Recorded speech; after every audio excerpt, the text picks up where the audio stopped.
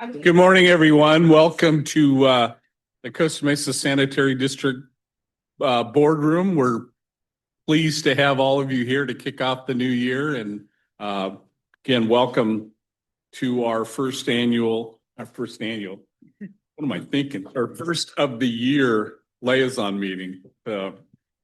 My name is Mike Schaefer. They tell me I'm the current board president for Costa Mesa Sanitary District. So I'll embrace that role, at least this morning, because we have some of our board members here. To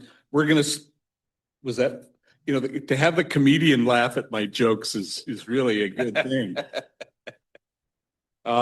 So we are called to order, and I think we'll start with roundtable introductions.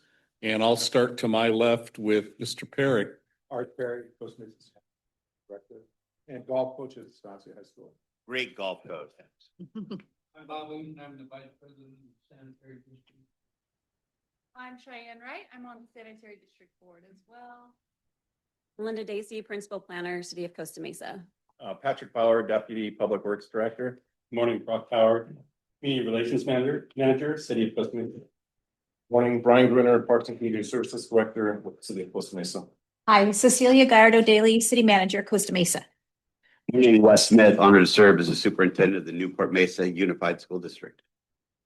Again, Newport Mesa Unified School District. Lisa Snowden, Coordinator of Work-Based Learning, Newport Mesa Unified School District. Good morning, Dr. Carrie Torres, Deputy Superintendent, Newport Mesa. Hi, Stephanie Heiser, just a Costa Mesa resident, moved in and wanted to check out a meeting. Lance Bidnick, Director of Maintenance and Operations, Newport Mesa Unified School District. Dawn Jordan Romero, Public Affairs Specialist at Mesa Water District. Shelley Humphrey, Director of Transportation, Newport Mesa. Good morning, Jeff Dixon, Chief Business Official for Newport Mesa University. Joe Atkinson, Director of Mesa Water. Good morning, Paul Schomberger, General Manager, Mesa Water. John Stevens, Mayor of the great city of Costa Mesa. City Council Member, District 1 of the Great City of Costa Mesa. Hi, Fred Bachmiller, Mesa Water District. Joe Mander, Costa Mesa Sanitary District. Thank you all. Did I miss anybody in the audience that needs to be introduced? I'll jump in. Paul Martin, the City of Costa Mesa Transportation Services Manager. Kevin Gaxiola, a solid waste coordinator for the City of Costa Mesa. Great, thank you. Pat, I'm glad you're here. I told Pat earlier that Raja's not here today, and I was all prepared to tell Raja I had nothing to complain about in the great city of Costa Mesa. So you pass on that from me that Schaefer was quiet about complaining to Raja, okay? And Dawn is how long with Mesa Water? 2.5 months. So this is your first taste of this esteemed group. So welcome aboard. Thank you. Glad to have you here. Thank you. All right, this is a time for public comments. Anybody from the public that would like to speak on any item? Not on the agenda, I'm sorry.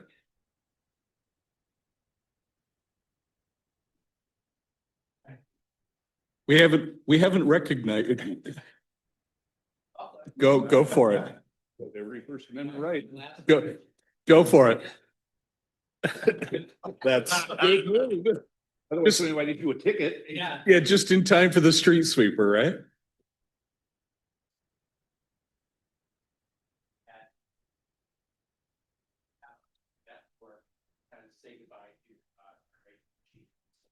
So I'm not sure, it wasn't really widely publicized. Certainly, everybody within this room would be welcome to come over 12 years to start firing.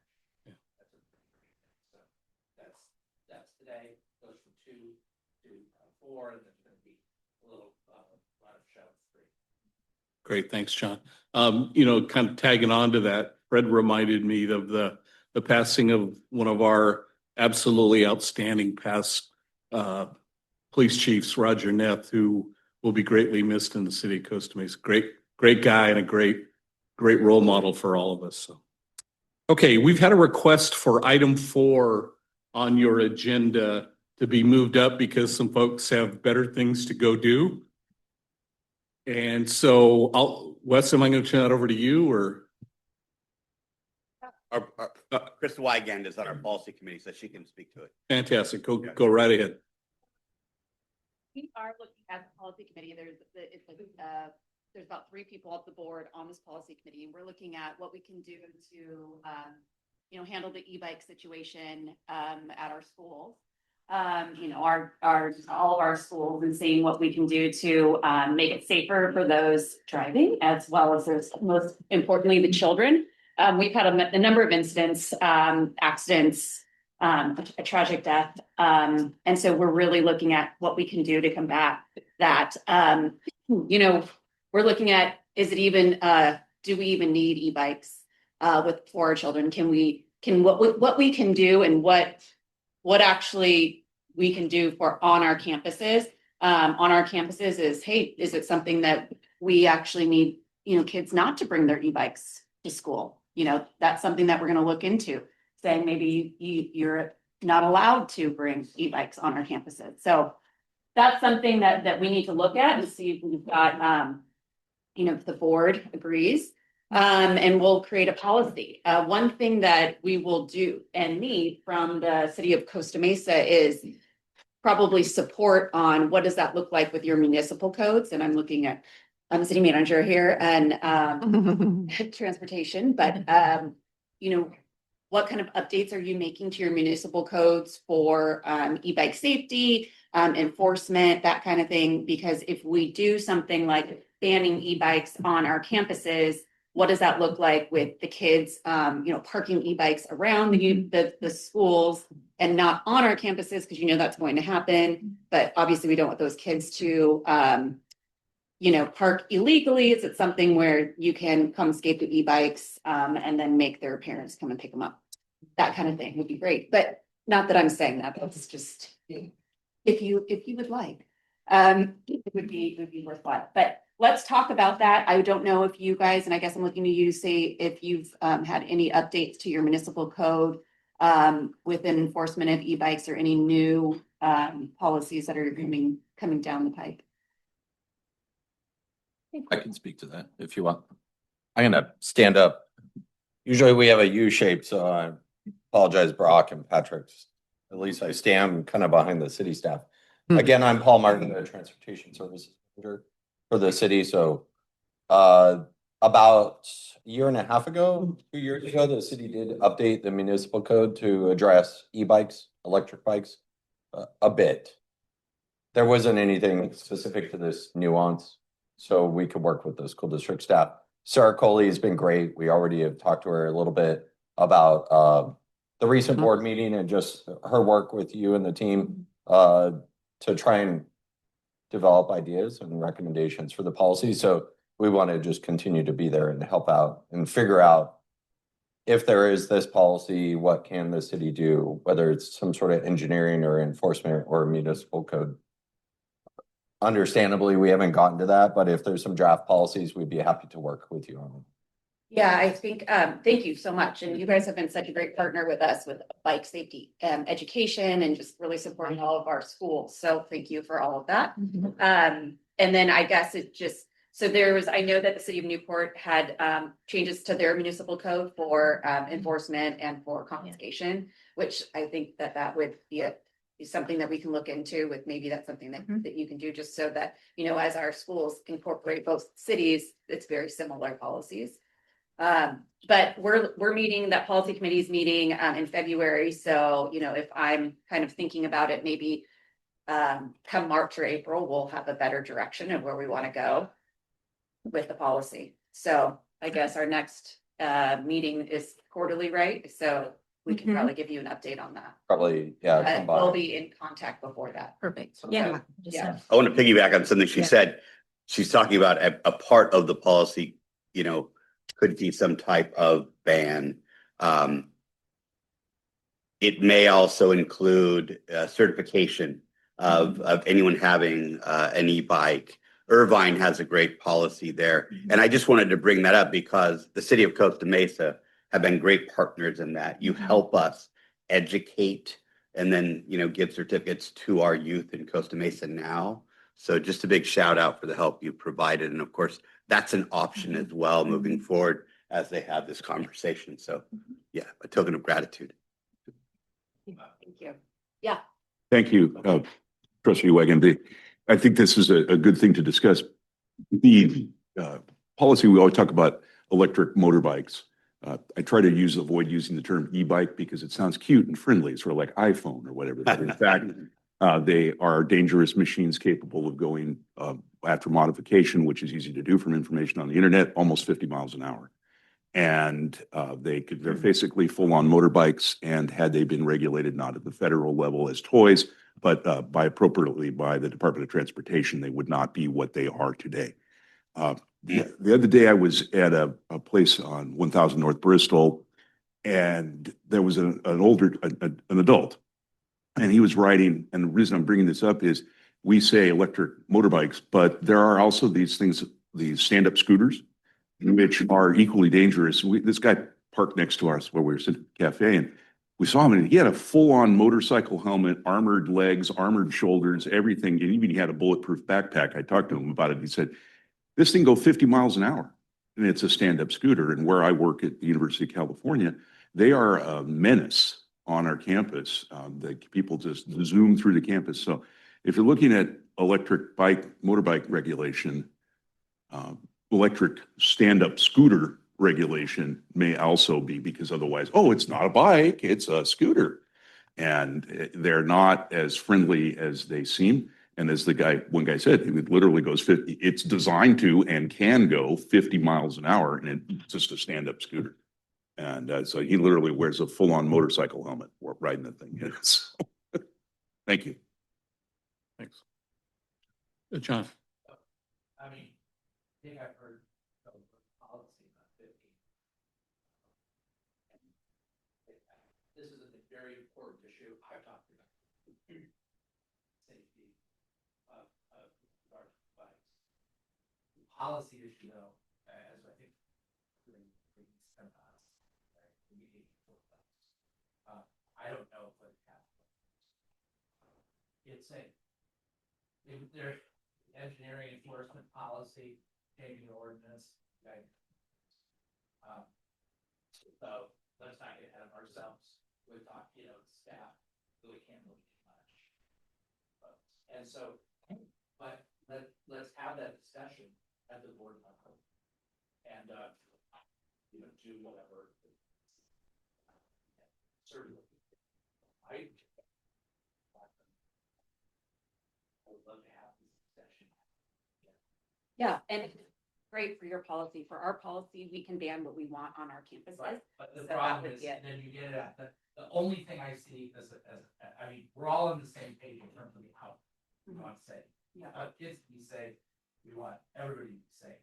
The tricky part that I see is treating, kids on the street, or students on the street, different than non-students on the street, and maybe even students of Newport Mesa schools on the street, different than like students of St. John Baptist, vice versa.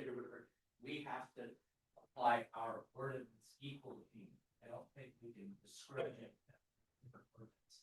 to Newport Mesa students. So whether on our turn, you guys can do whatever you want. But so that is going to be part of the policy. Yeah, definitely. And we're not looking for you to treat our students differently than anyone is. And we would love all students to have the same, because, we don't want to indiscriminately hurt our students when, a private school student might be able to take their bike to school, which fine, they can take their bike to school. We have maybe a different policy on that. But I think it's just, what we do to keep our kids safe. And then for us, I think looking at it, we're like, how do we keep more ownership on the parents that are buying these e-bikes for their children? Because that's still the big want to make sure that everyone is keeping their kids safe regardless. Go on. Put up any doubt or whatnot, I fully support it.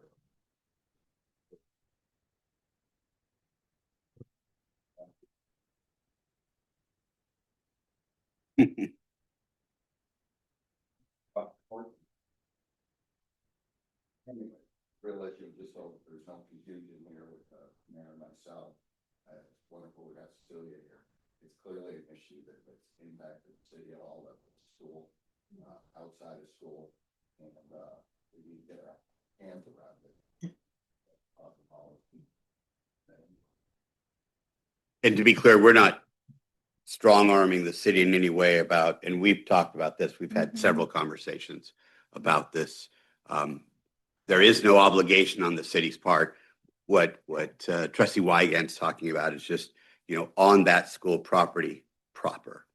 What are our expectations? What will we allow? What won't we allow? We only bring it up because then there are these other variables that come up, right? Because we can't control what they do on the streets, right?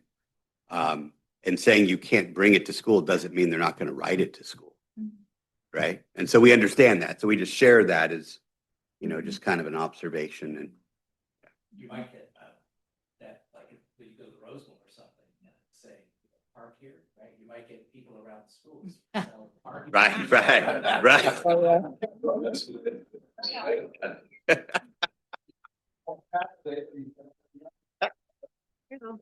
And taxing.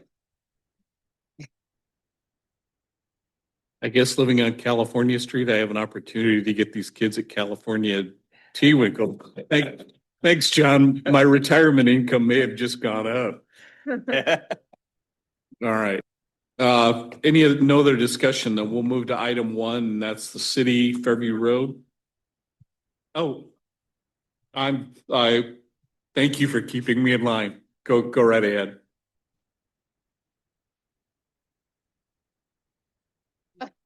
E-bikes are the issue here. I think the issue is the behavior of some people, some students riding some e-bikes. And to Director Bachmiller's point, e-bikes are defined in California state law as something specific. What some people are riding are not technically e-bikes. What I ride is technically an e-bike. We are conflating several different issues here with this proposed policy, which I strongly oppose. The mobility of students should be protected. I don't know how many of you were able to walk to school or bike to school or take the bus to school, but then afterwards you're able to do what you want to do after school. You can go to, for example, Soy, a youth center. You could go to an arcade. You can go and be a kid. And you don't have to ask your parents to drive you everywhere. And right now with this proposed policy, you're saying, we don't want you to have a bike. We don't want you to be able to get around our city. We don't want you to have a childhood experience. This transportation policy is not good school policy. This should be handled at the city level. I'd even argue it shouldn't even be handled at that level. It should be handled at the state level. Newport Mesa's Assembly Member Diane Dixon has introduced various e-bike bills that regulate this form of transportation. And I've been supportive of some of these bills that define what e-bikes are, that define how they can be used, that define what ages certain classes of e-bikes can be used at. Doing this school district by school district, city by city, creates a big jumbled mess of things, especially in a city that is as pro active transportation as Costa Mesa. We are building so many new active transportation infrastructure lanes. For example, on Fairview Road, we are building a class 4 protected bike lane near College Park Elementary that will eventually extend up to Costa Mesa Middle High School and to Davis Elementary School. Having this policy would discourage people from riding their bikes that they've already gotten. Just today, to get to this meeting, I rode up Santa Ana Avenue. I passed by a bunch of people that were riding their bikes to Kaiser, to Woodland, to Ensign. Ensign, by the way. You have 1 more minute. 1 more minute. Okay. Ensign, by the way, 40% of the students get there by bicycle. 40%. And we're saying, actually, no, you can't get to school. This is data that the school districts could have gotten at their last board meeting, but they decided not to receive comment from city staff, unfortunately. So I very strongly oppose this policy, and I hope that the school district reconsiders this approach. Go ahead. My name is Mark Vuksevich. I'm on the board of the Costa Mesa Alliance for Better Streets with David, Ralph, and Jen here. I'll mention this later in my comments, but I also work as the director of state policy for an organization called Streets for All in Macon, Colorado. Yeah, I want to express frustration at the Newport Mesa board discussion that happened about a month and a half ago. Newport Mesa, I think, like as trustees, your expertise is in education policy, and frankly, you are unmatched in terms of what I could participate in education policy. But the discussion I heard around transportation policy was one of a board who doesn't focus on that issue area. It was uninformed. It was a lot of mistakes were said and made, not just by trustees, but also by staff. And so I'm really, I'm struggling to see what problem you're trying to solve and how your approach is solving it. I really take the approach that there is a growing pains of e-bikes on our streets, and they're real and substantial, which is why both CMAPS has a nuanced view of e-bikes, and my professional organization, Streets for All, has worked on every single bill in the state legislature that has touched e-bikes, going back to SB 381 by Dave Min. And so, yeah, it's called an electric bicycle. It's defined in the vehicle code. A lot of the things that we are seeing on our roadway are not electric bicycles. They're e-motos, they're unclassified, undefined devices that Costa Mesa PD should absolutely go after. It is inappropriate for frankly anyone to ride, let alone a child. But that is a distinguishing, that is a nuanced view from banning all e-bikes and tackling these rampant motorcycle-like devices that are letting kids go above the 20 mile per hour that they're limited to in state statute. The other data points I want to mention on that note, I worked on, I mentioned SB 381 by Dave Min. That bill instituted a report at the Mineta Transportation Institute in San Jose State to come out with a recommendation on e-bikes. I waited 2 years for that report, but it just came out in December. And it's a great report. If you ever want to spend 200 pages reading about e-bikes, it's a great thing to do. I also have a little cheeky slide deck I summarized for people in the Capitol that I can send to anyone here. That report's not recommend banning e-bikes, but it does have a series of recommendations that are incredibly strong, and I think we should be listening to in terms of an evidence-backed policy approach. One of the things that was mentioned was one interesting data point, that 30 to 40% of the bicycles at just a single high school in Marin County were not the legal classification of e-bikes. For example, I don't know, I know that Newport Mesa says that the bicycles that on campus have to be a legal definition of e-bike. Is that actually happening? Is staff confirming and verifying that these devices that look very similar to each other are in fact legal e-bikes, or are they not? And are parents being informed that you bought your child a $2,000 device that can kill them? And that's something I think needs to be tackled. You have about 45 seconds. 45 seconds, thank you.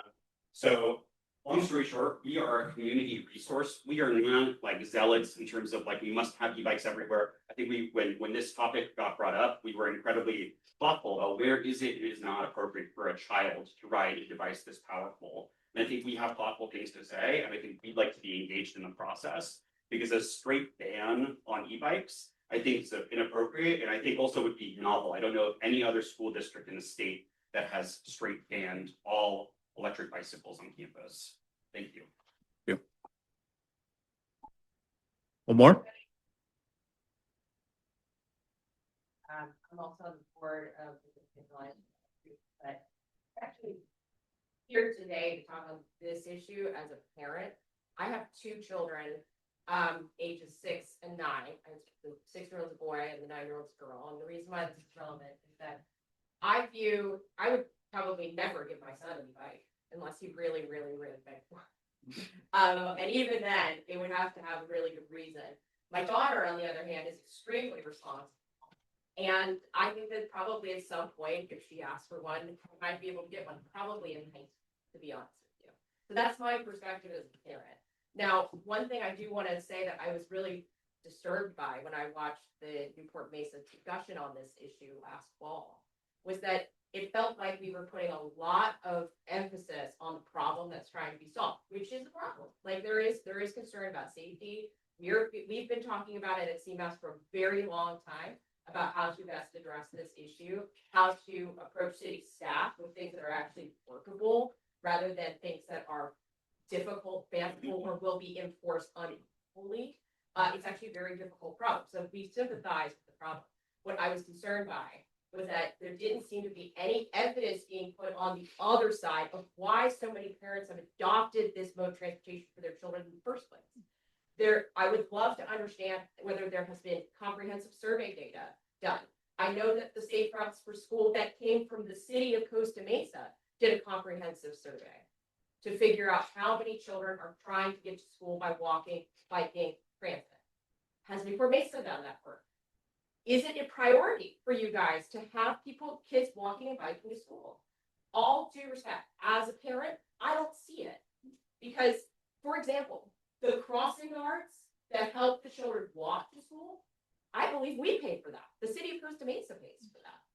You know, in the past, it seems like that the safety issue from Newport Mesa's perspective ended at the board of the school, which is fine. That's your domain. But the city of Costa Mesa has to take the whole consideration, including the fact that some parents have no alternative transportation for their children. They have purchased e-bikes that cost thousands of dollars. Now, they have invested in that. This is the way that they do it. They have one car. You know, they don't have another alternative. So before we run into a decision that, look, I'm 100% behind making policy based on safety, 100%. But you have to understand there's always a trade-off in that. And I want to make sure that everyone is looking at what the realistic trade-off here is before you go and do a very drastic policy, which, like my colleague said, I don't think has any precedent. If you look to the northern cities, they have e-bikes too. Like places all across California have. You have a minute left. Many of these cities have higher ridership than we do. You can look at some areas, some of the cities in the Bay Area, they have extremely high ridership of bicycles to school. Have we looked at any of their policies, discussed with their staff about what their policy is, what the trade-offs that they see are, whether or not they even prioritize walking and biking to school as something that's important to the mission of the school? If the answer is no, then I think what probably needs to happen is just take a little bit more time and ask some other places that have a lot of learning on this issue, what their struggles were, what their attempts were, what they've tried. You know, then go back with a policy, because I think that jumping straight from, you know, I see a problem, we should ban it, is just too fast. You know, this has gone maybe over a month, and now we're talking about a full-blown policy. We're now asking the city of Costa Mesa to help you enforce. So I think that it's just moving way too fast. We would be happy to talk to anybody about what we have learned and what we see as the, you know, difficulties. And I'm sure the staff of City of Costa Mesa would as well. But that's all I have. Thank you. Thank you. Absolutely. So we're not gonna ban bicycles. We love active transportation. We love walking, biking. It's the e-bikes that go too fast and then all of the problems that happen on our road. Before 2020, we never had attendance issues. We never had any of that. And people would bike, and there was no real e-bikes coming to campuses. So we love that. And the districts actually had this. It's not just coming up. We've had this group called CABS, I believe since 2021, where we have worked with both cities to figure out the best policies for e-bikes. We were first. Yeah, that's great. But yeah, thank you. And we've done that, and we've looked at that for the last 4 or 5 years. And we finally were, you know, this has gotten to the point where we have death, you know, and the ramifications of that on that campus from that child that died. I mean, it's awful. I don't want to have to wait for another death to happen before we make a change of something. And with all due respect, we were also the first district to move on the cell phone ban. So sometimes you got to make a stand and move with some policies to keep your kids safe. So we did the cell phone ban, and then a lot of other districts followed suit, as well as the state of California. So it's not a bad thing to take be the leader on certain things, and bicycles, but all of our buses, walking, we're very, very focused on that. It's just the amount of fee that these e-bikes go to, and, you know, we've worked with the city of Costa Mesa, the city of Newport Beach, and our staff, and there's just not enough people to enforce what's going on, and we need enforcement. And we're just, it's just hard for us. So those are my, it's not we're not making these decisions in a vacuum. We will take into account all of the research that we have from our school districts, parent, and community. Thank you, trustee. Director Wright. Hey, yeah, I have some thoughts on this. We've been talking about this for a long time, and I think what I'm hearing from the school district is a desperation. Like they're ready for change. I do feel like they've been talking about this for a long time, but it's clear they're not going to be able to move forward with the consistency across the board without us, aka the city. And so I think what I want to urge you guys is like enough talking about it. Let's set a date. I think a joint study session with the school board and council should get decided today. You guys should email and get something on the calendar now, because if they are at the point where they're feeling like something this drastic is what it has to come to, then I think I agree. We've waited too long. And I also think this should get formally assigned to the Active Transportation Committee to start working on a draft ordinance, like in tandem with the city staff and, of course, the school district staff. So I just wanted to sort of affirm that this is an important problem, and I'm appreciative that they've taken upon themselves, because I do think we've waited too long on the city side.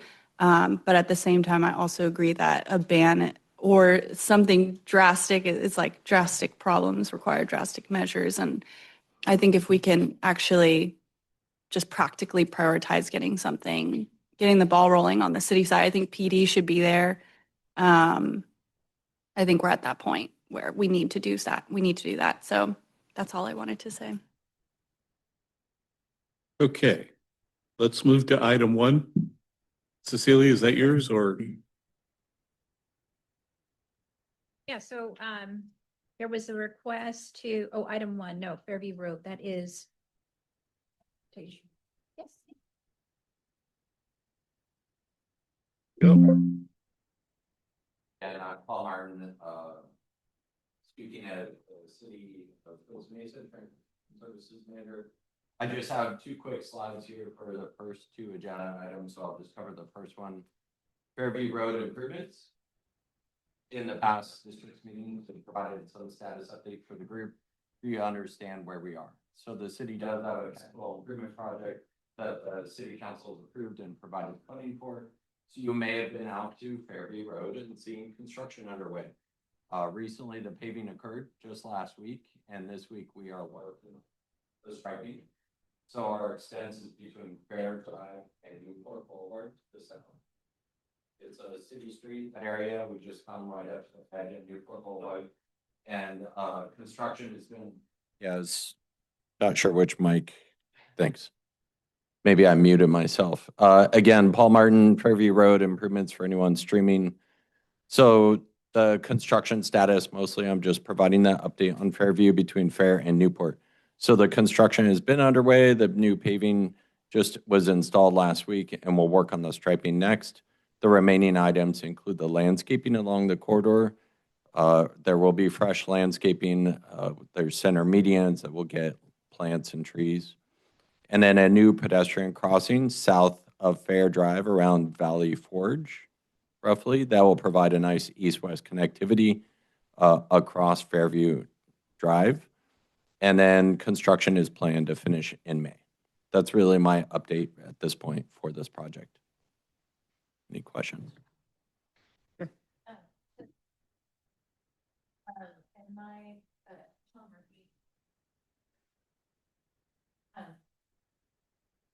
I have had.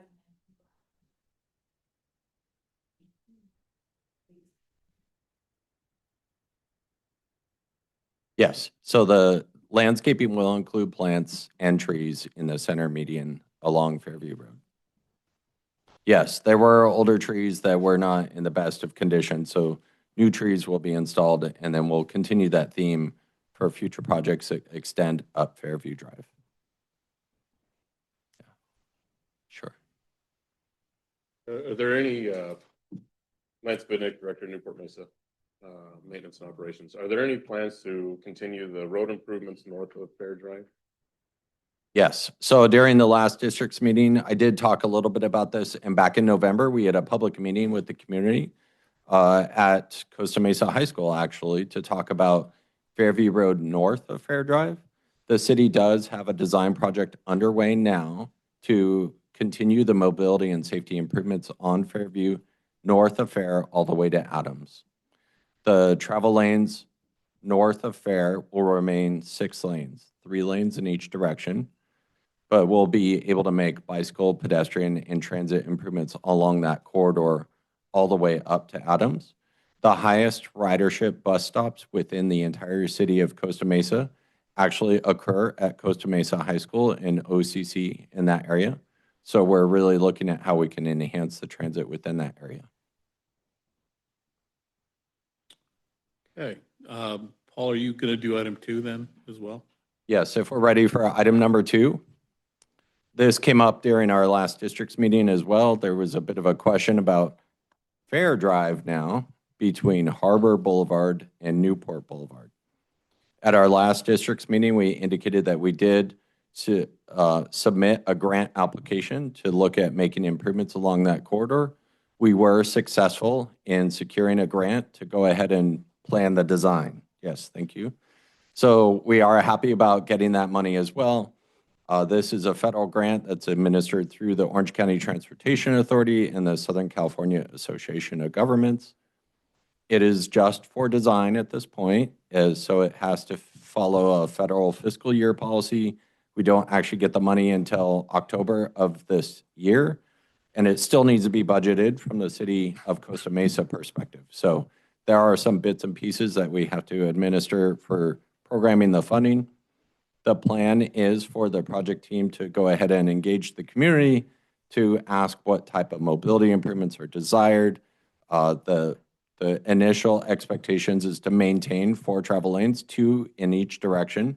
And again, look at how we enhance bikeways along that corridor, how we can serve the demands and the requests from the community for pedestrian crossings along the entire corridor, but especially we hear the most about Fordham Drive, which is just east of Harbor, and look at any sort of transit stop improvements along that corridor all the way from Harbor to Newport and potentially new landscape medians. The photograph in the image above, you could see there's no landscape medians today.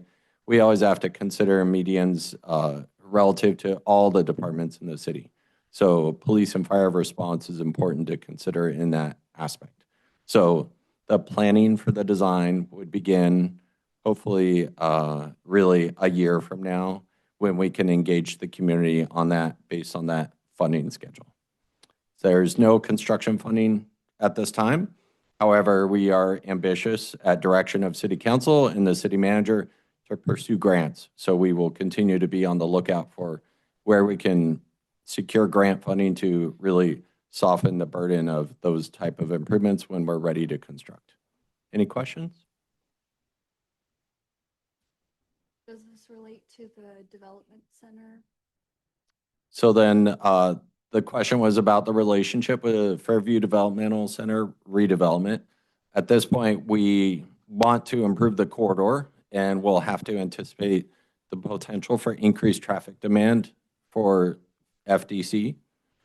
So that's partially why we're looking at maintaining the 4 travel lanes along that corridor. The traffic volumes work for 4 lanes today, but we'll do a double check and make sure that the anticipated traffic that's being analyzed as part of FDC could be accommodated with any improvements along Fair Drive.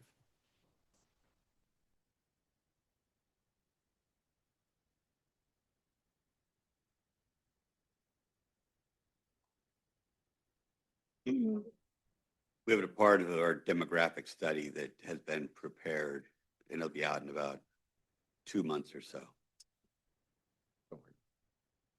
That's a part of it, the future developments.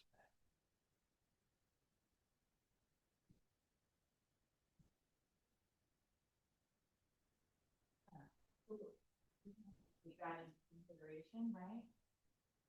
Yes, yeah, definitely. We recognize most of the community is going to ask about any sort of modification of Fair Drive relative to increased traffic associated with FTC. So that will be a very important parameter for us.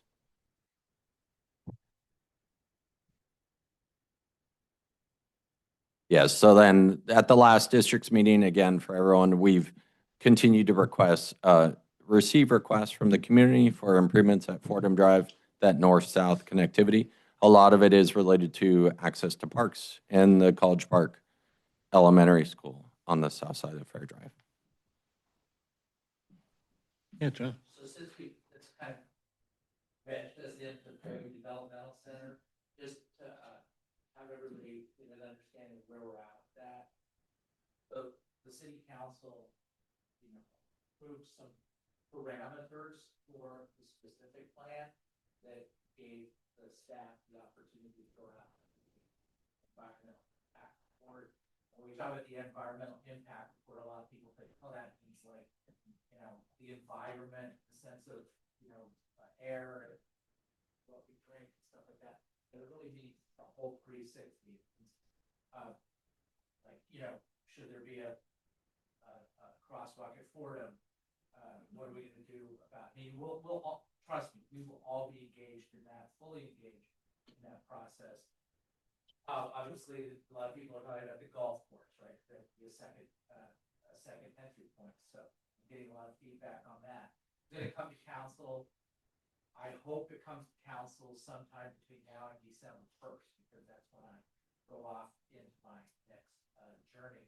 But I don't know whether it will. But Mike and I were joking. It's like, we're not sure we're going to be on council or even alive when they break ground. So I think all of you relax in terms of school.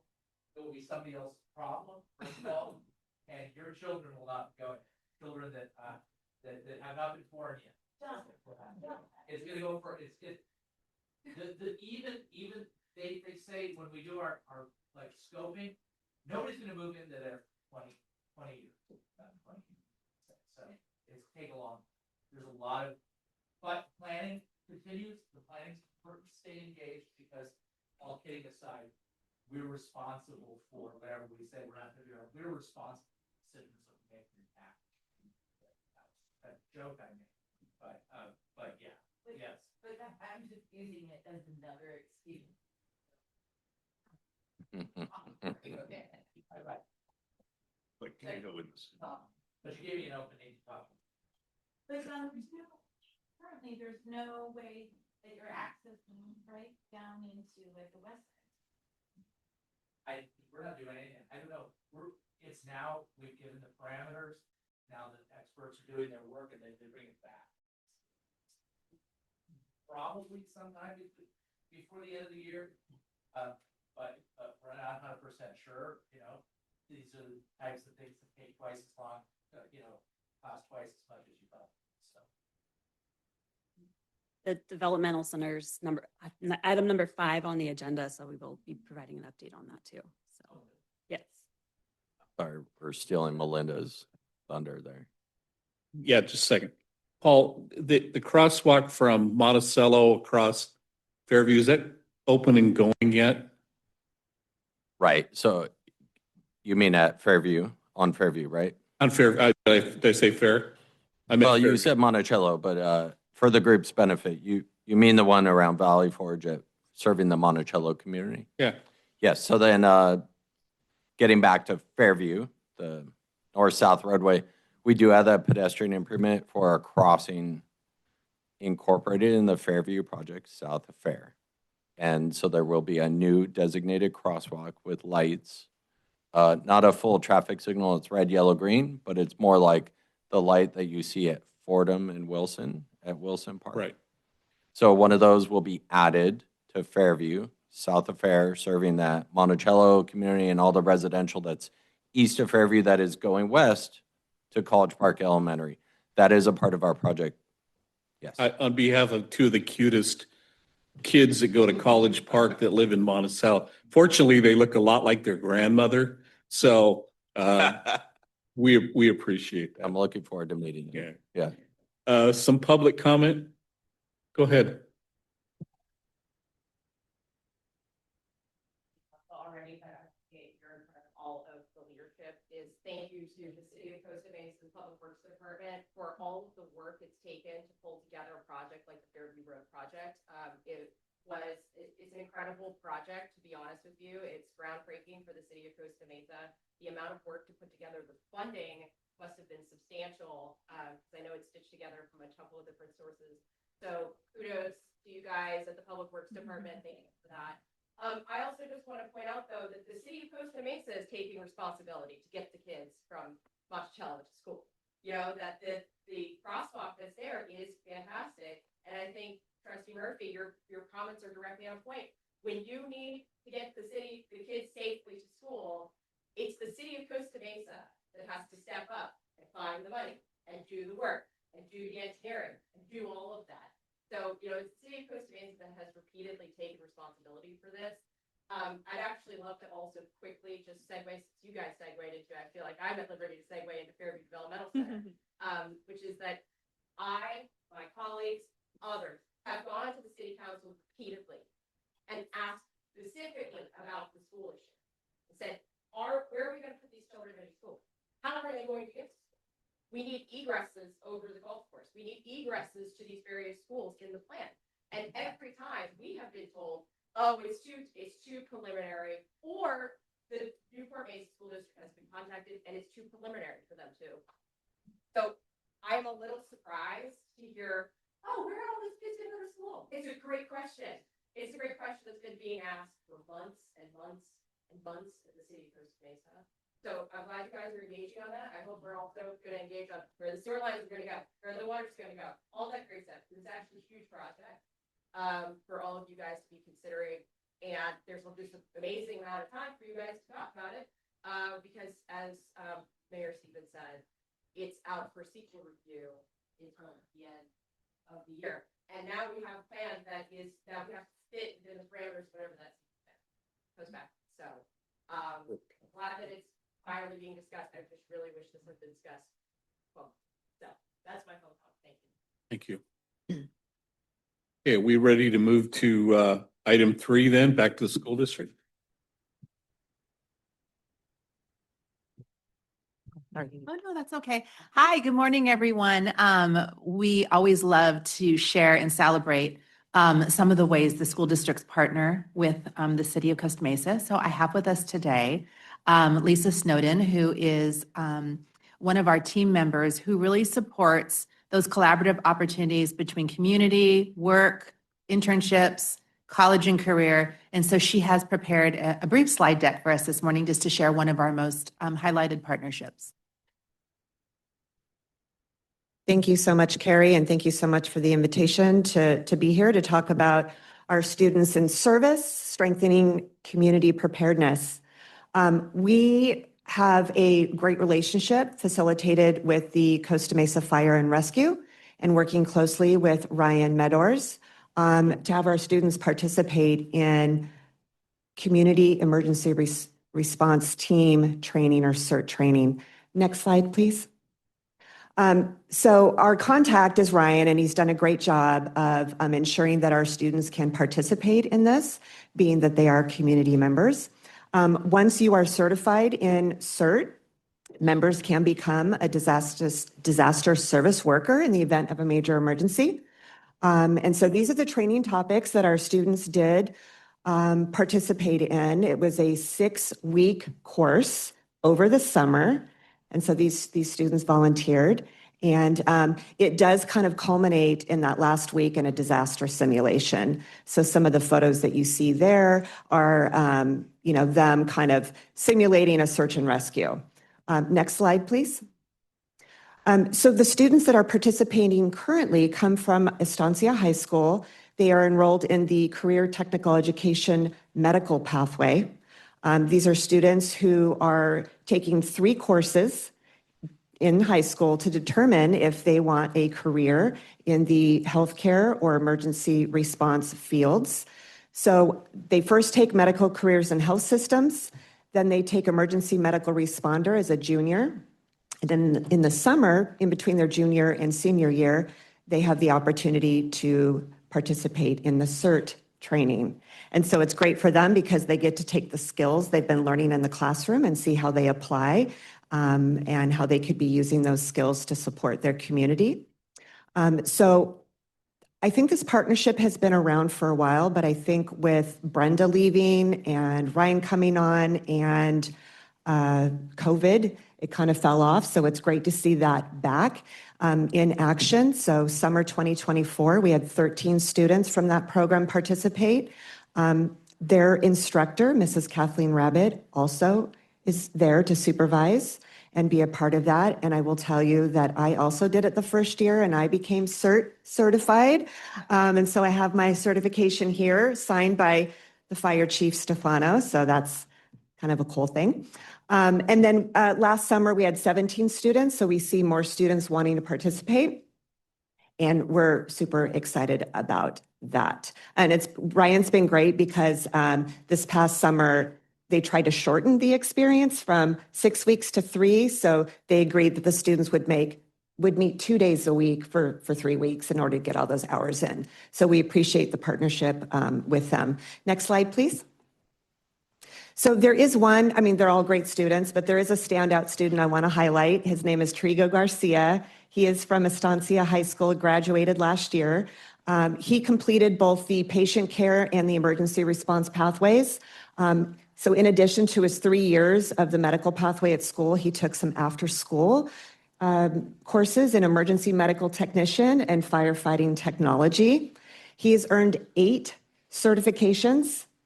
Those are all the FEMA Incident Command System, ICS certifications, including CERT that he did in summer of 2024 and CPR. He's currently enrolled in the Fire Academy at Santa Ana College and is a cadet in the Fire Cadet program. So Captain Maldonado shared that picture with me that you see there, and he's all about it. He wants to become a battalion chief. So hopefully we'll see him on one of our rigs in the near future. Yeah. Last slide. So next steps really is we're looking forward and working with Ryan Meadors and the new fire marshal there regarding what our summer 2026 program will look like. We're very interested in expanding that to our Costa Mesa patient care pathway students. We have a new instructor there, so we'd like to get their students involved as well. And then we'd like to connect with Newport Beach Fire Department to see if we can replicate that model and get more of our students engaged. So thank you very much. Thank you. You have any questions? And lastly, I'll just share, just because he's here, a big shout out to Brock. We are doing other examples, so I'll keep this very brief. Brock Howard, we had our construction students help with the Snoopy house. So I'm sure a lot of you saw that and heard that. And he and I are working closely to get other students civically engaged in other ways. So more to come on that. So thank you, Brock. Very nice. All right. Great. Moving to item 5, I'll turn that over to our esteemed General Manager, Scott Carroll. Thank you, Mr. President. Actually, I'm going to refer this to the city. The board members have been requesting an update on the draft EAR for the Fairview Development Center specific plan, and so I reached out to Cecilia. Yes. Update on where we're at with the planning for the Fairview Developmental Center.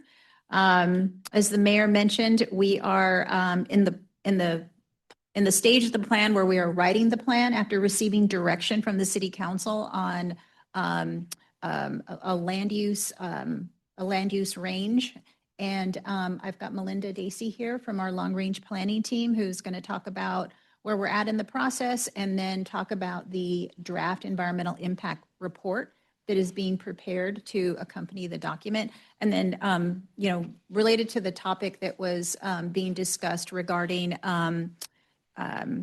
facilities needs, that is part of what we do when we are developing a new plan for an area with an added residential population that wasn't previously anticipated.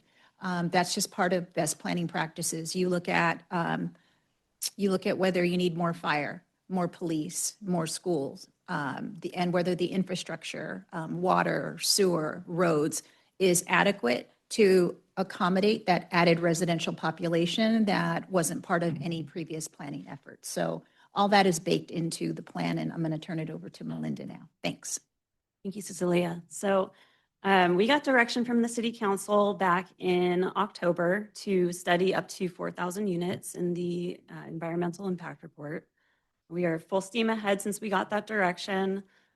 We will be releasing or anticipating the release of the actual public review draft of the specific plan itself in March. And we will be having workshops around that. And some of that information we need to get and collect before we can release the EIR to incorporate that information into the draft EIR. So we are in the process of drafting that document. We anticipate release of the public review draft EIR in the beginning of May, late April. We are actually sending out the service letter requests to Newport Mesa Unified School District, fire, police, and the libraries today. So we are full steam ahead on trying to collect all that information. Depending on the information that we get back from those districts and other service areas, that will inform potential alternatives that need to be identified in the draft EIR. If 4,000 units isn't compatible with what the actual systems can accommodate, then the alternatives would identify potential less amount of units. The range of residential units that we're looking at studying in the EIR is the 2,300 identified in the city's housing element up to 4,000. So the potential population increase based on those residential units is a little less than 10,000. Part of the project also includes affordable housing components to meet state statutory requirements with our housing elements. And so there are also some state legislation that we have to have 200 permanent supportive housing units in the development. And the state has directed the city to make the Fairview Developmental Center specific plan a mixed income, mixed use community. So that is what we're studying as well.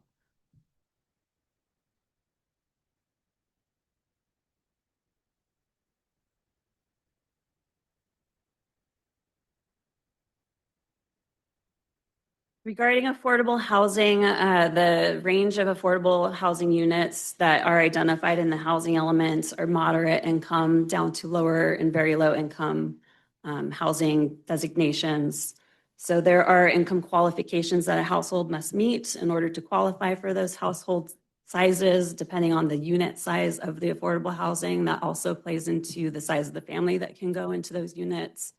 And the state identifies what those income restrictions are. So we would be looking at applying those state identified income restrictions on those units.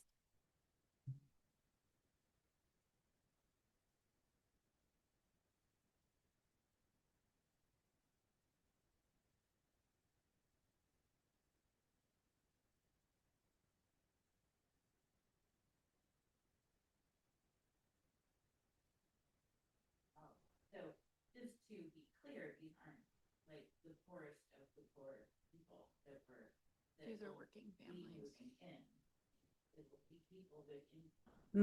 Most households that are income qualifying are your service industry workers. They're your firefighters, nurses, teachers.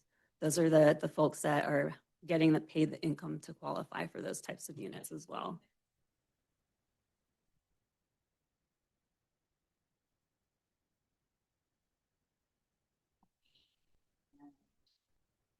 No job and, or just the poorest of the poor, because that's not doable. And not completely. So it's been part of our yeah. Yeah. Well, because that's the mixed message that always comes up. With any housing development, with that word affordable housing, people just lose their minds over it. The question, actually dumb question. So when development is finished, will the right of way be deeded to the city?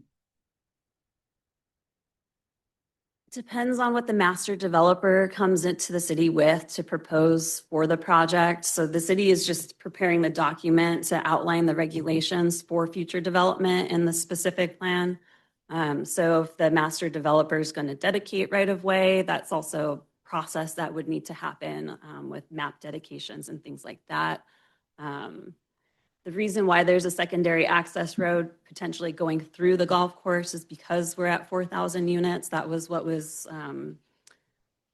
reasonably foreseeable for having not having a financial gap in the project. So based on the market study that was done, that was determined to be the high range on what's feasible for development, and which necessitated the secondary access road through the golf course.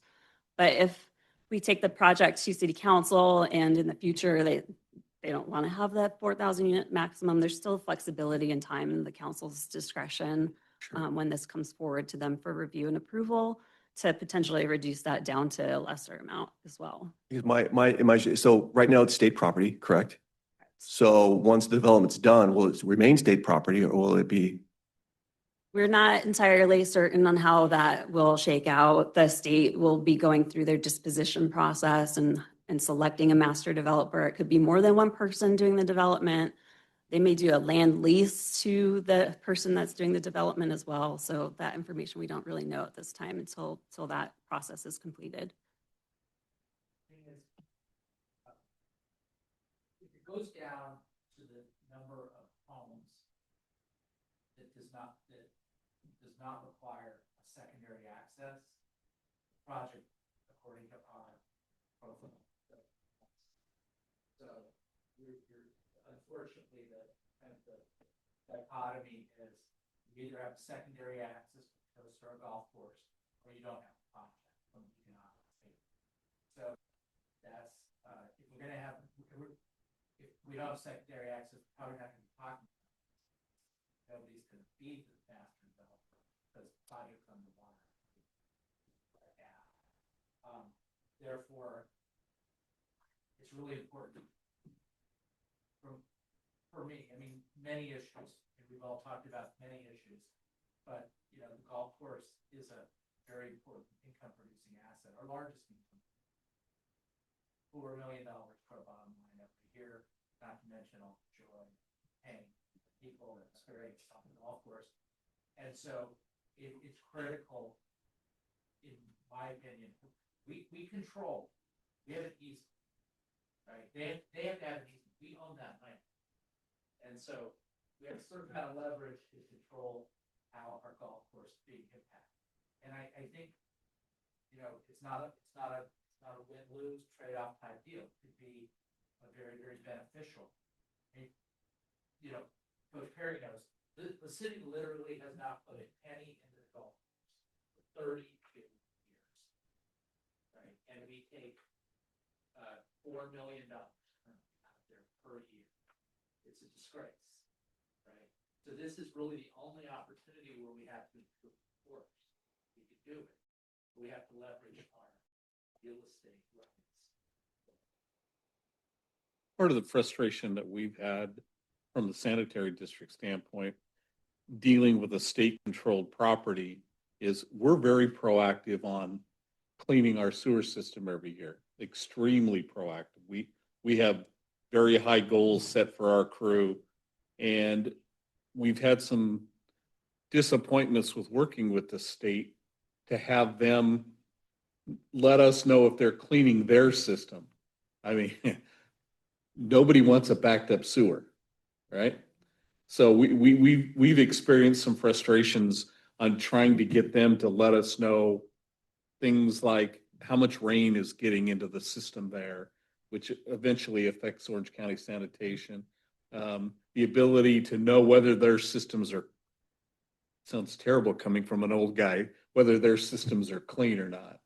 And then on the solid waste side, you know, we're responsible for all the single family homes in Costa Mesa and picking up solid waste.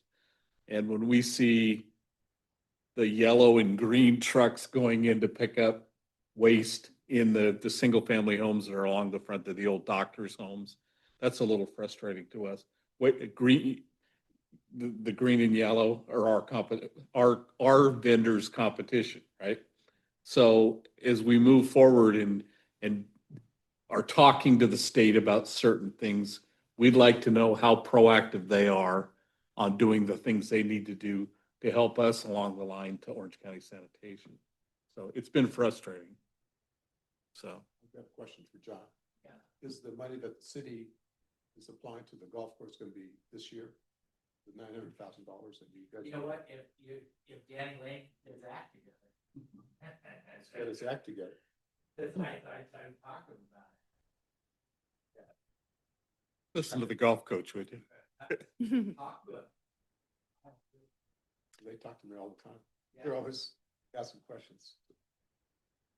So I'd like to comment. So I am a parks commissioner at the city, and we've been doing a series of presentations and community input events to even get us to this point. And we received a really amazing presentation on this project and where we're at. And then that's when I realized, oh, our board, we haven't received something of that caliber yet. And there's a lot of variables, and it was extremely educational, especially to understand the constraints of what is not in our control, like, hey, it's up to the city, or what needs to make the project appealing to a developer, especially when then you're hearing from the community who doesn't want 4,000 units, or for us, wants more park space, wants a whole new baseball field or whatever.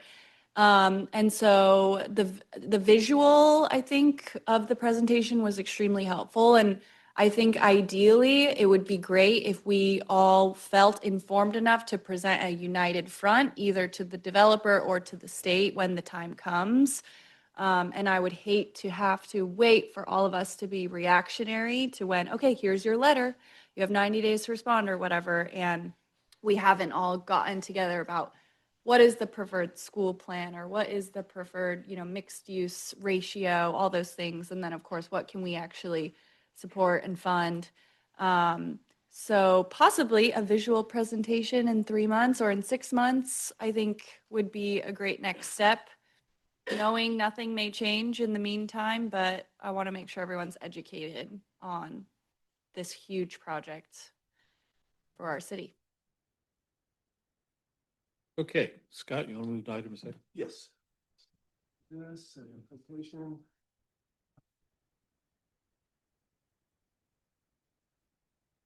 Okay, of course I got bad news to report to you. Your trash rate's gonna go up July 1st this year. You can take a bit of a comfort knowing that you're not alone. Because come July, every resident, every business, every school is gonna have their trash rates going up. And it's because of the county. The county plans on increasing their gate fees, the tipping fees, the landfill. And so today I was going to share why they were going to do that. I'll share what was our response to that, and then where do we go from here. So, And notice we put Waste Management's trucks in there. Just so if you're not aware, there are 3 county-owned landfills here in Orange County. There's one in Brea, one in Irvine, that's where we take our trash, and there's one in San. One in Brea, Alta landfill is projected to close, it's reached capacity, it's gonna probably close in less than 5 years. Right, so we're gonna be eventually gonna have only 2 landfills here in Orange County.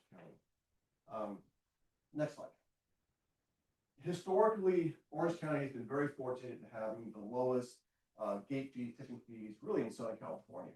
And as a result of that, the county has took advantage of taking importation revenues, basically importation trash from outside the county, from San Diego, Los Angeles County. In fact, I'm old enough that when I was an analyst down in the city of San Diego County, there was trash work going on down at the time where the tipping fees were going up to the $70 range. Here in Orange County, it was on the $18 range. And so there was 10 cities down in San Diego that were taking their trash. It was more cost effective to haul 75 miles one way than dump their trash in Orange County. We called them the Terrible 10 because they took the trash out to Orange County. When I was in Claremont and Los Angeles County had the largest landfill of really the country, Point Hills, that closed. And the county's plan was to rail their waste out to the desert. And it was going to be like $100 a ton. Well, I saw that, I negotiated, taking firehouse trash to the, Melinda Alpha landfill in Orange County. And that saved the city $200,000. So it was a great revenue mechanism for the county. It actually helped them get out of bankruptcy, let's be honest. So we had that luxury, but that's gonna change. And go to the next slide. So again, a little bit of the history. So back in the 90s, there was a waste disposal agreement between all the cities and some special districts that dealt with trash. And it was primarily to help with the landmark law of AB 939 that made recycling mandatory in California. The agreement also established disposal guarantees. The county wanted some certainties of tonnage coming into the landfills. It also helped us keep our the gates rates minimal, stabilized. We also later, about 10 years ago, we started enjoying some of that importation revenues. They started sharing those revenues with the cities and the special districts. And then they also provide essential services. In fact, Milan, go back a couple slides, please. These red dots here, they're household hazard waste collection centers. So when you have like paint, oil, pesticides, stuff like that, you can go to these facilities at no cost, drop them off, and that's fully funded by the tipping fee. So those are some of those essential services that we're talking about. So, I'm sorry, go back. So, July 1st, 2025, the WDA was expected to end. And typically, they're 10 years, and we would just execute another 10-year agreement. Might tweak that agreement a little bit, but nothing really significant. Well, this year changed, or actually last year it changed a bit. Next slide. The next slide, please. The county got creative, and they renamed the agreement to Waste Infrastructure System Enhancement, or WISE. And as the WDA was focused at AB 939, the WISE agreement was focusing on the other landmark legislation 1383, which requires recycling of food scraps. And so what the county wanted to do was implement, they wanted to invest in new organic processing services to allow more cities and special districts to take their food waste to the landfill, to recycle that, comply with 1383. They also wanted to do some capital improvements as one landfill was closing, the outlet was closing, they wanted to make sure they had advanced disposal systems to ensure that the remaining 2 landfills will last 50, 75 years. That was their goal. And it sounds great, right? Well, then the door dropped and they showed us the rates, what that's going to be. And go to the next slide. They're going to increase it over 93% in 1 year, right? And I like to historically, so man, this was back in the 90s when we had the trash in San Diego. That was actually down like I think $18 a ton. So again, historically we had very low tonnage. Now they wanted to go to 2025. They wanted to increase it to $82 a ton. If you go to the next slide, for 10 years it was going to eventually go up to $107 a ton, but basically 150% increase. And they want this done in 6 months. They want us to sign this agreement in 6 months. And so you can imagine our response. We said, there is no way we're going to implement an agreement. One, how do you expect us to justify this to not only our board, our elected officials, but the residents? There's no way the residents are going to support this. Not only that, we need time to do a solid waste study. We need time to do the Prop 218 hearing, which minimum is 45 days. So we said, there's no way we can get this thing done. And so if you go to the next slide, we were able to convince the county, let's extend it, this isn't WDA for another year. Let's negotiate a fair rate. We knew going in that the county had all the leverage because if you go back to the side of the table is, please. We go back to the table. Yeah. Because you say, well, these rates aren't too bad. Why don't we do what others counties do? Let's take our trash out to the system and take it out to the riverside and we thought about that. We actually reached out to them. Hey, are you taking importation? And unfortunately, both the counties said no. We're not taking that. In fact, we're watching what Orange County's doing. We're going to probably do the same thing. So we had nowhere else to take our trash. So we knew going in that we didn't have leverage. They knew it as well. So the goal of our negotiation was trying to lower the impact, to have the lower, lessen the blow of the increase. So go back to the next slide, please. Now, yes. So what led the association was city managers and general managers, city managers from the Orange County City Managers Association, myself, general manager from the State Sanitary. We were in long negotiations. There was an advisory committee established to really drill down the numbers, why this cost was significant. We really wanted to get across county is that the green waste processing center that they are planning on investing in was really not necessary because I would say about 90% of all the cities, special districts already had a green waste program. I mean, here in Costa Mesa, we've been recycling food waste for over 10 years. So why would we be paying something that we don't even need to use? And so we were able to convince the county that it's really not necessary. If you want to have an organic processing, it doesn't have to be a huge system. Next up. So these are the agreements. So like I said, this was the result we came out. So again, it wasn't what we wanted. We were more looking around the $50 range, but this is the best we can do. So if we enter a WISE agreements, these are the rates. So come July 1, it'd be $67 a ton. The following year, 74, then 81, and then the fourth year is 81 plus CPI. And it's a possibility that CPI they could freeze that CPI based on their cost recovery. We also have the opportunity to at least bring in consultants to look at that numbers. So at the very least, it also puts us at the table. We can at least at the table to discuss future gate fees, tipping fees, so that we're not caught off guard like we were last year. We have, you go to the next slide. The next step is that the board of supervisors is going to be adopting the WISE next Tuesday, and then all the cities, especially the capital, April 30th, to sign that agreement. Go back to the next slide. If we don't sign that agreement by April 30th, then these are the rates that go into effect. So it gives us some incentives to implement the WISE agreement. Fortunately, go to the next slide. Last slide, please. Right there. Oh, sorry. Right. So fortunately, we knew the rates were going to go up. We didn't know what they were going to send, but we knew that was eventually going to happen. So we got ahead of the game. In November, we did an RFP to solicit a hire consultant to do our solid waste rate study. We hired one that's MSR consultant. They're experts in the solid waste industry. They're currently doing the study right now. So we're anticipating the board will get the first draft. We'll know what that rate is. Of course, I don't know what it is right now. We'll know what at least a preliminary rate would be on March 10th. So if you want to know what that rate could be, please tune in on the study session. We do provide that on YouTube live, so you don't have to be here in person. You can watch it on YouTube. So we'll have the first report to them on March 10th, and we'll share that the following evening with our system advisory committee. And then, lost there. But at the end of March, our goal is to present the WISE agreement to the board, adopts considerations. Then we'll present the final report to them on April 14th.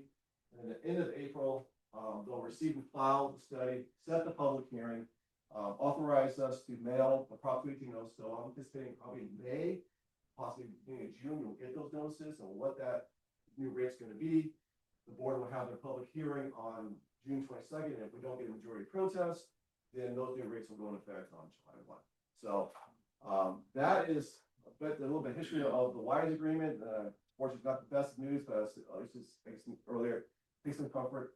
We're all in this together, entire county. So, yes. For those of us who don't receive service from the Costa Mesa Sanitary District, we receive from a private hauler. Do you know what the rates are, the effects on the private haulers? They're facing the same tipping fees effectively? Yeah, it's the same tipping fees that everyone else said. But what they're going to set for I have no idea. So the tipping fees are basically done, right? Yes. Is that solely recycling legislation, or is it primarily or part of it? We originally we think it was, and so I think they scaled it back, but they still had a considerable amount of other capital investments on the budget. And we also learned they're hiring a lot of consultants. Why, I don't know. And that really caught our attention. But yeah, there was a lot of numbers in there that we were questioning, and they either didn't get back to us or they just didn't care because again, they had the leverage, right? So. The renewable gas that's sold, the county sells renewable gas out of the landfills. Recently, they just stopped. They stopped selling it. So that was a pretty big hit on their income, and they're shifting the focus, obviously, to the tipping fees. All right, over target. I hear that big company district information I'm gathering today. implement these policies. All well intentioned, without even a thought towards the affordability issue. And we go out and scream about a lack of affordability. Yep. Other questions? All right. A lot of money in trash, believe me, a lot of money in trash. Okay, finally, am I gonna turn this over to Don? Well, you can Or you throw first? it to me and I'll throw it to Don. Mesa Water District has our new education center out on Gisler, which we're very, very proud of. I think many of you have been out there. It's a fantastic new facility, and I'd just like to let everyone know that it's open and available to anybody who might want to use it. Primarily, we're thinking, hey, we're going to have a lot of schools come through here. But we had more non-school visitors last year than we had school visitors. And some, like the Orange County Sanitation District had a managers meeting out there. Great place to go if you just want to get off campus and do some brainstorming or something like that. Orange County Water District has come out, and then a lot of community groups, Save Our Youth, the Soy Group, and a lot of technical groups, the Water Reuse Association of Orange County, the Southwest Membrane Operators Association. So people are kind of finding that it's a different kind of fun place to go for a meeting, and we accommodate with special setups and catering and things like that. So just want to let everyone know that it's available if you want to, get off of your site and do something different. We're encouraging that. And so we're very proud of our new center. And with that new center, we have a new employee whose job is to keep that center full. And so I would like to introduce to you Don Romero Jordan, who is our public affairs specialist, who's focused on education for us. So why don't you give us a little presentation, Don? Thank you, Paul. Good morning, everyone. I've only been at Mesa Water District for 2.5 months now, so I'm gonna make it happen. I came from Irvine Ranch Water District. I was there for 15 years. And the reason why I moved over was the education program wasn't robust enough. And my passion is in educating students on the water cycle and where the water comes from, but also connecting how they can see their futures in the water industry. I'm very passionate about that as well. And this center is gonna help make that happen. So just as he mentioned, that some of you have already visited the center, but if you haven't, I left my business card on your place setting. So please contact me and let me know, and I'm happy to schedule a visit for you guys. So in the last couple of months of being at the center, we typically see a couple students that stick out to us through the field trips. But we did have a field trip yesterday with David Magnet's school, Miss Kelly's class. And I have to say that probably was one of my favorite tours so far. We had some very interesting questions from the kids, and some of them are smarter than me, to be honest. I had one child ask, how deep was our deepest well? One asked, how many gallons of water does one reservoir hold? But the best question I got at the end of the tour, because as I mentioned, connecting the careers in water industry is a passion for me. I had one student ask, what's the hourly wage at Mesa Water District? I did not know how to answer that question.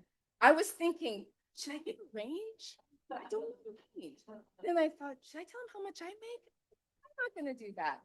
So I told him, I said, son, let me just say this. If you start in your 20s and you build your career in our agency or another, you can plan out your future very well. You can build a pension. You can retire in your 50s. My mother is a director of HR in Louisiana, and she is 73 and she's still working. And it's not because she is so happy about the job. She loves what she does. It's not because it's a great company to work for, although I'm sure it is. I think partially it's because she doesn't want to spend the rest of her full days at home with my dad. But it's because she doesn't have a retirement plan. So that's what I want to connect the education with. Yes, learn about where your water comes from, but guess what? You can have a future in the water industry. So that's why this center is so important for these kids. You can stay on this slide, don't forget. In our first year, we welcomed over 11 schools to the Education Center, which resulted into over 500 students participating in hands-on water education. Our goal last year was to hit 50 field trips, tours, and events, and we exceeded that goal with 75 field trips, tours, and events. So that's just showing you that this program is on a great start of launching. Our field trip program is geared towards the 5th grade level because that's where they learn about the natural water cycle. So that's why we're a very STEM-oriented center. So our goal, though, is to expand the field trip programs to other grades. But right now we are focusing on the public schools, homeschools, and private schools. We really want to connect with the homeschool and private schools to make sure they know that they're supported by us. We've also hosted 39 community, water industry, and district events. That also shows a strong start in our new event reservation process. So as Paul mentioned, this center is here for you. So if you are in dire need of a space for a staff meeting, a workshop, please let me know and I'm happy to assist you with that. So these numbers here are a meaningful engagement. It's not just visits, but real learning experiences tied to our 100% locally sourced water. Next slide, sorry. The photos you see here highlight what the field trips really look like. Like I said, the kids are very engaged. They're reading, they're writing, they're asking questions, they're interacting inside and outside of the center. So again, the goal is to make water relatable, memorable, but also considerable for future careers in the water industry for our students. And as you can see the excitement on the kids and the curiosity when they're in this environment. They get a workbook, they get a pencil, we show them the exhibits, we give them time to explore. There's questions in the workbook that's related to the classroom curriculum for 5th grades.